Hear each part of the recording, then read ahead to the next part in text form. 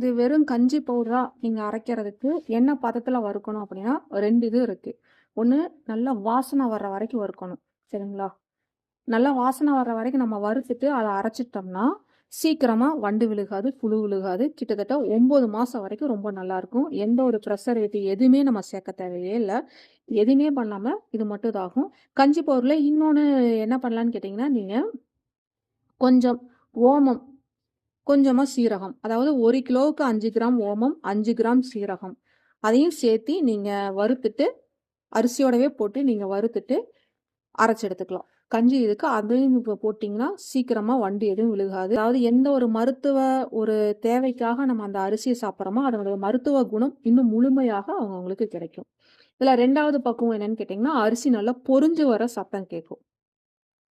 இப்போ நான் காமிக்கிறேன். உங்களுக்கு சவுண்டு கேட்குதான்னு எனக்கு தெரில. ஆனால் கொஞ்சம் என்னால் முடிஞ்ச வரைக்கும் நான் காமிக்கிறேன்.